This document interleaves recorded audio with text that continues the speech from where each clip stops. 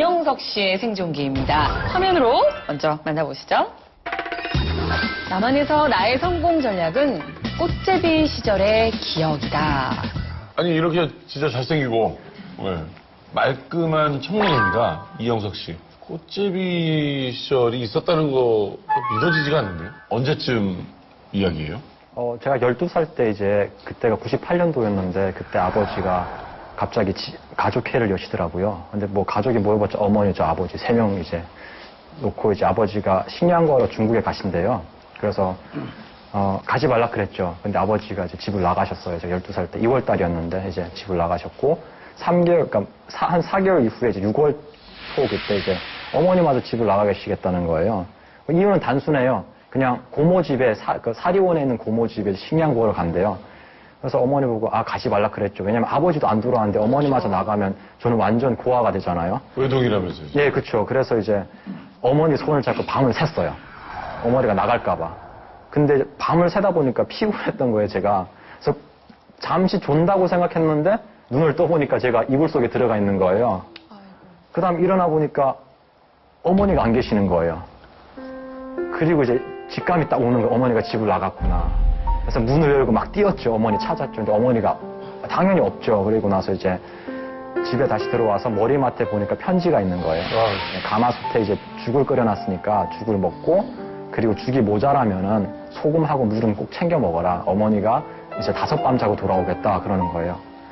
그리고 이제 보니까 죽을 끓여놨는데 죽이 한 끼밖에 안 되는 거에서 먹었죠. 먹고 이부자리 폈어요. 펴고 나서 이제 누웠죠. 5일 동안 버티는 거예요. 그리고 나서 이제 한 5일 되니까 앞이 안 보이는 거예요. 저는 실명이 된 줄 알았어요. 근데 사람이 너무 굶으면요 얼굴이 다 부어요. 그래서 이제 이러다 죽겠구나 두려움이었어요. 그래서 친구네 집에 갔는데 친구네 집도 뭐 똑같은 거예요. 그때부터 이제 친구가 했던 일이 꽃제비였던 거예요. 그래서 시장에 나가서 이제 구걸한 그런 꽃제비였거든요. 꽃제비 초보 단계였어요. 그래서 친구 따라 이제 꽃제비를 하기 시작했던 거죠. 아니, 예. 그 전에 계속 어렸을 때부터 가난했던 집이에요? 저희 집 같은 경우는 이제 아버지가 고위 관직에 있었어요. 그러다가 이제 아버지가 정치적인 이유로 이제 저희 집안이 추방이 돼가지고 이제 갑자기 못 살게 된 그런 케이스거든요. 그래가지고 더 힘들었던 것 같아요. 그러니까 일반 생활들이. 예. 꽃제비도, 그러니까 남한 사람들이 생각하는 게 꽃제비 하면 다 굶어 죽는 줄 알거든요. 근데 꽃제비도 두 부류가 있어요. 예, 단신 꽃제비가 있고 무리로도 지어다니는 꽃제비가 있거든요. 단신 꽃제비는 거의 100% 다 굶거나 병들어 죽는다 보시면 되고요. 무리 꽃제비는 잘 살아남아요. 그러니까 꽃제비가 되게 조직적으로 움직이거든요. 한 7명, 8명 이렇게 모여서 이제 3인 1조로 해가지고 한 친구가 이제 여기 손가락에 이제 면도칼을 껴요. 그리고 따요. 그럼 뒤에 친구가 가면서 받아요. 그리고 그 뒤에 친구가 그 무게 비슷한 걸 가방에 다시 넣어놔요. 그럼 무게가 변하지가 않는 거죠. 그렇게 하고 훔치는 거죠. 참 꽃제비 생활을 할 때는 처음에 어떤 사람이 그걸 훔친다는 거는 정말 손이 떨려서 못해요. 근데 한 번, 두 번, 세 번, 네 번 하다 보니까 이게 생업이 되더라고요. 그때는 도둑질하고 싸웠던 게 내가 살아남기 위해서는 어쩔 수 없는 선택이었던 것 같아요. 제가 꽃제비 할 때 소원이 있었는데 그게 뭐냐면요. 하루라도 한 끼를 먹는 게 소원이었어요. 그래서 친구들이 빵을 하나 훔쳤어요. 그러면은 안 먹어요, 절대로. 안 먹고 가져와요. 그리고 7등분을 해서 나눠서 조금씩 띄워 먹어요. 솔직히 자기도 배가 고프잖아요. 하나 먹고 그냥 아무것도 안 먹은 것처럼 거짓말을 할 수가 있잖아요. 근데 만약 그렇게 했다면 저희가 살아남을 수가 없죠. 왜냐면은 친구가 나고 나가 친구인 거예요. 그래서 친구가 어머니였고 친구가 아버지였고 친구가 형제였어요. 그렇게 하다 보면 이제 저희 얼굴이 시장에 알려지면 그 시장에 더 이상 있을 수가 없어요. 그러면 이제 옮기는 거예요. 다른 지역으로. 그럼 옮기는 때 저희가 뭘 타고 가냐면요. 기차를 타고 가거든요. 근데 기차 뭐 출생증도 없고 뭐 통행증도 없잖아요. 그러니까 기차가 떠나기 전에 딱 매달리는 거예요. 몇 살 때라고 했죠? 그때가 12살 때죠. 12살 때부터 시작했죠. 저희가 12살부터 16살까지 북한 평양 빼고 거의 전 지역을 다녔어요. 기차 타고. 그 길에서 사는 거죠. 그 기간을 통해 제가 한 가지 배웠던 게 의리가 뭔지를 배웠고요. 그리고 어려운 상황에 이제 잘 정착하는 방법, 적응하는 방법을 배웠던 것 같아요. 그래서 한국 사회에 와서 이제 친구들 사귈 때도 많이 도움이 됐고요. 그리고 또 어려운 환경에 적응하는 데도 많이 도움이 됐던 것 같아요. 예. 부모님은 연락 안 왔어요? 그리고 나서 제가 이제 16살 때, 이제 그때 2002년도에 이제 경성이라는 곳으로 다시 갔어요. 저희가 이제 갔는데, 거기 가가지고 돈도 있게 생긴 사람들 가방 따고, 이런 도둑질을 하는 거죠. 그날도 이제 경성역에서 이제 막 사람 물색하는 중에 어떤 늙은 할아버지가 저를 부르더라고요. 갔어요. 가니까 이분이 하시는 말씀이, 네 이름이 이거 아니냐? 이러더라고요. 맞다 그랬어요. 그러니까 할아버지가 저한테 그때부터 아버지, 어머니, 아버지 생일, 어머니 생일 다 이야기를 하는 거예요. 근데 북한에는 참 신기한 게 교회하고 절은 없는데 무당들은 있어요. 점쟁이들이 있거든요. 그래서 전 점쟁이인 줄 알았어요. 그래서 누구냐 하니까 이분이 저한테 외할아버지다 이러는 거예요. 아이고야. 사실 아무리 세상이 좁다고 해도 길에서 어떻게 외할아버지를 만나요? 그리고 어떻게 여기에서 그것도 만나요? 그래서 말도 안 되는 거죠. 제가 난 당신을 못 믿겠다 하니까 믿으라는 거예요. 무조건. 그래서 할아버지랑 같이 집에 가재요. 그래서 제가 아니 갈 수가 없다 그랬어요. 왜냐면 나는 당신이 누군지 모른다. 꽃집이 생활에서 경계도 있고. 그럼요. 경계심이 엄청 강했죠. 그래서 친구들 보고 이제 저 할아버지가 누군지 모르겠는데 외할아버지라고 한다. 첫 번째는 외할아버지인지 모르겠고 두 번째는 좀 잘 살아 보인다. 가서 털자. 그러니까 친구들이 어차피 잃을 거 없으니까 콜한 거예요. 그리고 할아버지한테 갔죠. 가가지고 이제 나 혼자는 못 가겠고 다 같이 데려가면 가겠습니다. 하니 할아버지가 그러재요. 저희는 왔거니 크게 한 건 하겠네 하고 기쁜 마음으로 할아버지 따라 나갔었어요. 그래서 가니까 할아버지 집이 있고 이제 옆에 창고가 있는데 창고 앞에 이제 그 염소우리가 있더라고요. 또 꽃제비 생활을 4년 하면 친구들 그 눈빛 그리고 손짓 하나면 그냥 다 끝나거든요. 눈빛하고 손짓 하니까 누가 이제 염소 한 마리씩 맞고 누가 뭘 맞고 이게 다 정리가 된 거예요. 그리고 이제 몇 시에 뜨자 여기까지 다 정리가 됐어요. 그리고 이제 집에 들어갔죠. 들어가서 이제 한 번 또 훑어보는 거 왜냐면 훔칠 게 뭐가 있나. 그래서 벽을 딱 봤는데 벽에 이제 그 어머니 아버지 그 웨딩 사진이 걸려 있더라고요. 외할아버지인 거예요. 그러니까 시선이 그래서 딱 멈췄어요. 그리고 바로 작전을 취소했어요. 그래야죠. 진짜 외할아버지다. 할아버지 할머니인데. 예, 훔칠 수가 없잖아요. 그때 제 삶에서 첫 번째 기적이었어요.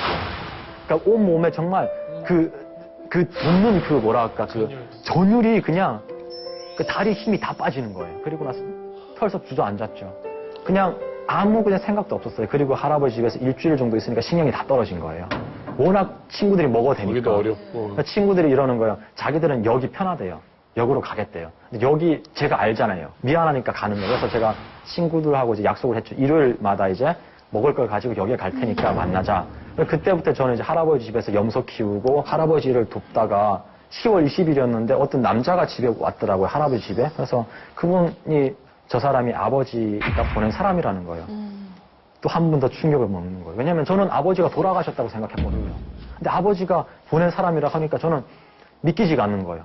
가서 물어봤죠. 아버지 봤느냐 하니까 아버지를 봤대요. 저희 아버지가 중국에 안전히 잘 살고 있다는 거예요. 편지를 주는 거예요. 편지를 보니까 아버지 서체인 거예요. 아이고. 아버지 맞는 거예요. 아이고. 그래서 할아버지한테 가서 이제 아버지 찾아가겠습니다 그랬어요.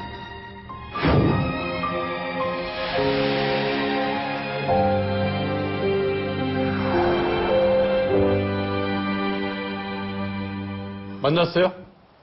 아빠는 못 만났어요, 거기서. 그 사람들이 저를 연변이라는 곳으로 데려가더니 사진을 찍게 하더라고요. 그러더니 한 일주일 지나더니 대한민국이라 쓴 그 패스포트를 주는 거예요. 여권을 주는 거예요. 제가 이거 뭐냐 하니까 공민증 같은 거래요. 네. 그래서 이제 알려줄 테니까 그 알려준 그 방향대로 나가라는 거예요. 네. 대한민국이라는 곳이 저는 중국 연변 같은 그런 마을인 줄 알았어요. 네. 그러니까 저는 남조선에 오는 줄도 몰랐어요. 네. 왜냐면은 아버지가 남조선에 있다 그러면 아마 안 왔을 거예요. 네. 근데 아버지가 중국에 있다 했으니까 이제 연길 같은 그런 마을인 줄 알고 갔죠. 그때 북한에 어떤 유언비어가 있었냐면요. 운이 좋아서 탈북을 하면은 100% 잡혀서 다시 북한으로 북송되고 정치부 수용소에 끌려간대요. 그리고 실수를 해서 남조선에 가면은 살찌운 다음에 피를 뽑는데요. 그리고 이제 고기는 버린대요. 그러니까 왜냐면 저는 거지였잖아요. 꽃제비였잖아요. 그러다 보니까 그 기동량이 빠른 거예요. 저는 그게 또 배운 것도 없으니까 듣는 게 다 정보인 거예요. 그렇지. 그러다 보니까 이제 대한민국이라는 곳에 간대요. 그리고 제가 물어봤죠. 대한민국이 어디냐니까 한국이래요. 두 개의 이름이 있대. 우리가 별명이 있는 것처럼. 그래서 두 개의 이름이 있대요. 그래가지고 알겠다 그랬죠. 그리고 비행기 올라가서 절대 이야기하지 말고 누가 물어보면 벙어리 흉내내라는 거예요. 그래가지고 진짜 그 사람이 알려준 대로 했어요. 여권을 내니까 여권을 보더니 이 사람이 여자분이 눈짓으로 가라는 거예요. 위조 요건인 걸 아니까. 그 여자도 브로커였던 거예요. 이제 한 2시간 반이니까 인천공항에 오더라고요. 브로커가 저한테 비행기 타기 전에 어떤 이야기를 했냐면요. 이제 언어가 통하면 아버지가 거기서 기다리고 있다는 거예요.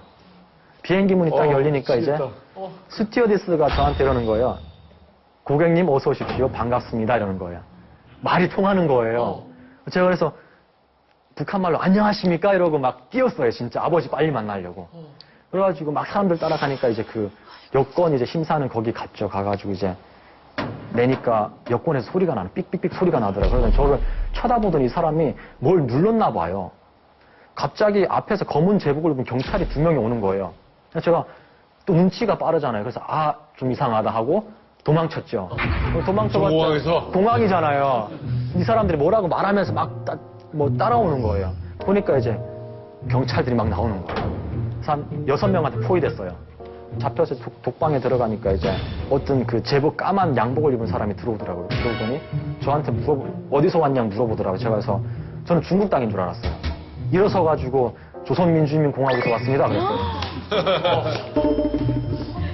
그래가지고 이 사람이 너 여기 어딘지 아냐고 물어보는 거예요. 제가 여기 대한민국 아닙니까? 하니까 맞대요. 그래서 대한민국이 어딘지 아냐고 물어보는 거예요. 제가 그래서 중국이라고. 여기 한국 아닙니까? 이랬어요. 그러니까 한국 맞대요. 그래서 한국이 어디냐고 물어보는 거예요. 제가 그래서 이 사람 이상한 사람이다. 그렇게 생각했었죠. 그러고 아, 남조선하고 연결이 안 되는구나. 지금 안 되는 거예요. 중국의 한 지역으로 생각해요. 아, 그렇지. 저는 그때 어떤 생각이 들었냐면 인신매매 당했구나. 북한에 그때 인신매매가 되게 많았어요. 그런 소문도 되게 많았어서 인신매매 당해서 한국이란 곳에 왔구나. 그래서 제가 물어봤어요. 한국이 어딥니까? 하니까 이분이 하시는 말씀이 남조선이래요. 근데 그때 진짜 남조선이야 이러는데 남조선 이게 머리에 붕붕붕 오는 거예요. 그때 무릎을 딱 끌었어요. 끌고 나서 살려달라고. 제가 정말 잘못 온 것 같습니다. 다시 북한에 보내주십시오 하니까 이 사람이 하는 말이 올 때는 네 마음대로 와도 갈 때는 마음대로 못 가. 더 무섭다. 코미디 같은 상황이다. 더 무섭다. 피 뽑는다, 이제 좀 있으면. 그러니까. 이제 진짜 팔 찌워가지고. 그래가지고 시나리오가 머리에서 이게 써지는 거예요. 글이. 그래서 우선 잘 먹이겠구나. 그리고 이제 살 찌우겠구나. 그리고 죽이겠구나. 3가지로 딱 결정이 되는 거예요.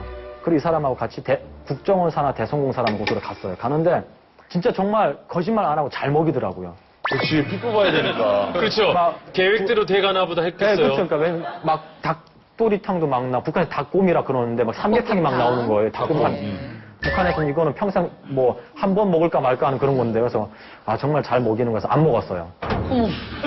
하루 왜냐면은 살찌면 빨리 죽으니까. 그러니까요. 싫으니까. 그래서 하루 정도 굶었어요. 근데 그냥 남자답게 그냥 잘 먹고 그냥 깔끔하게 죽자. 그냥 먹었죠. 그 다음부터. 그리고 나서 이제 조사하는 과정에 아버지 이름을 이제 알려줬죠. 알려주니까 이 사람이 컴퓨터를 치더니 찾았다 이러는 거예요. 저는 거짓말인 줄 알았어요. 왜냐면 제가 국정원에서 조사받을 때 거짓말을 되게 많이 했거든요. 왜냐면은 출신 성분을 숨겨야 되니까. 진짜 거짓말 탐지기도 제가 당했었어요. 그래서 진짜 거짓말 하니까 이게 그래프가 움직이더라고요.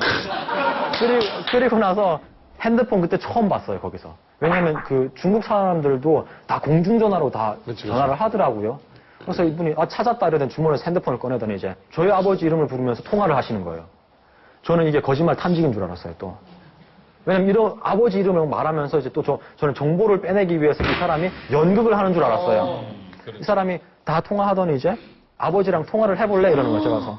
한참 있다가 끄떡끄떡 했죠. 이 사람이 주는 거예요. 근데 저는 모르니까 이렇게 받은 거예요. 거꾸로. 네, 거꾸로. 근데 아무런 소리도 안 들리는 거예요. 그래가지고 저는 거짓말 탐지기인 줄 알고 버렸죠. 근데 부러진 거예요. 그래서 이 사람이 이게 월급에 얼마인데 네가 부셨다느니 뭐 산지가 얼마 됐는데 네가 부셨다 그리고 방으로 들어가라는 거예요. 그 다음날 아침 이제 거기 근무하는 형사가 이제 오더니 경찰이 오더니 아버지 만나러 가재요. 이건 또 뭔가. 그날이구나. 항상 영화를 보면 이제 뭐 누구 만나러 갑시다 막 이러잖아요. 막. 진짜 영화 같은 얘기야. 네, 마지막에. 그래가지고 진짜 이 사람이 이러는 거예요. 아버지 만나는 게 긴장돼 이러는 거예요. 당연히 긴장되죠. 죽으러 가는데. 아버지 만나면 뭐 무슨 이야기 하고 싶어 저한테 물어보더라고요. 그래서 저는 뭐 아무 대답도 안 했어요. 그리고 이제 방에 들어갔어요. 들어가는데 이게 죽는 게 아닌 거예요. 분위기가. 방에 딱 들어가니까 어떤 사람이 이렇게 팔짱 끼고 이제 창문을 내다보고 있는 거예요. 아버지예요. 뒷모습만 봐도. 예, 아버지인 거예요. 저는 그냥 그 자리에 그냥 얼어버렸어요, 그냥. 그냥 딱 보니까 그냥 아버지인 거예요. 그래서 그냥 아버지라고 이렇게 말을 해야 되는데 아버지라고 그 단어를 한 오랫동안 안 쓰다 보니까 아버지라는 그 말이 안 나오는 거예요. 뭐 이러는 거예요, 그냥. 네. 그리고 나서 그냥 눈물이 나오더라고요. 근데 아버지가 돌아서시더니 이제 저를 보시더니 아버지가 저를 못 알아보시더라고요. 잠시 동안. 왜냐면은 너무 커버렸죠. 너무 이렇게 얼굴도 많이 12살인데. 바뀌었고 또 막 그러니까. 12살에서 16, 17. 예, 그때니까. 얼마나 그래서 한참 플라이예요. 아버지가 오시더니 제 다리를 걷어보시더라고요. 제 다리에 흉터가 있어요. 어렸을 때 이제 불장난해서 이제 흉터가 있는데 그 흉터를 딱 보더니 이제 저를 꼭 껴안더니 우시는 거예요, 아버지가. 저는 이해가 안 됐어요. 왜냐면 북한에 있을 때 아버지 눈물을 못 봤거든요. 그래서 아버지 맞나 해가지고 다시 뛰어서 보니까 얼굴을 보니까 아버지 맞아요. 저를 그냥 펑펑 울었죠. 거기 있는 사람들 다 울었어요, 진짜. 그리고 나서 이제 아버지가 저한테 이러더라고요. 저한테 현재 어머니랑 같이 오라 그랬어요. 그래서 어머니는 이러더라고요. 그래서 제가 어떻게 말을 못 하겠더라고요. 왜냐면은 모르니까요, 어머니 소식을. 그리고 나서 이제 그냥 울었어요. 그러니까 아버지가 고생 많이 했다. 이제 아버지랑 행복하게 살자 이러는 거예요.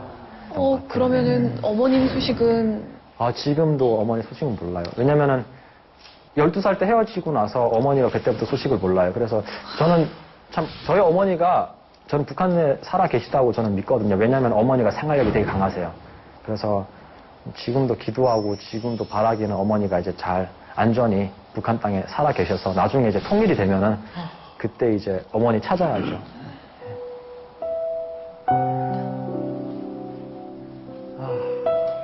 참 어머니랑 함께 살았던 시간보다 어머니랑 헤어져 있는 시간이 더 긴 것 같네요. 참 많은 시간이 흐른 것 같아요. 참 가끔씩 가장 슬픈 건 이건 것 같아요. 어머니의 얼굴이 기억이 안 날 때가 있어요.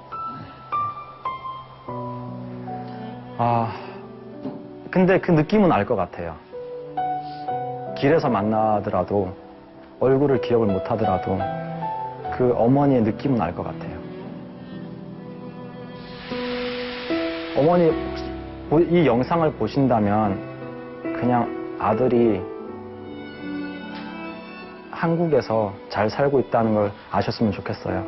그리고 정말 보고 싶다는 걸 아셨으면 좋겠어요. 정말 보고 싶어요. 그리고 꼭 함께 다시 살고 싶습니다.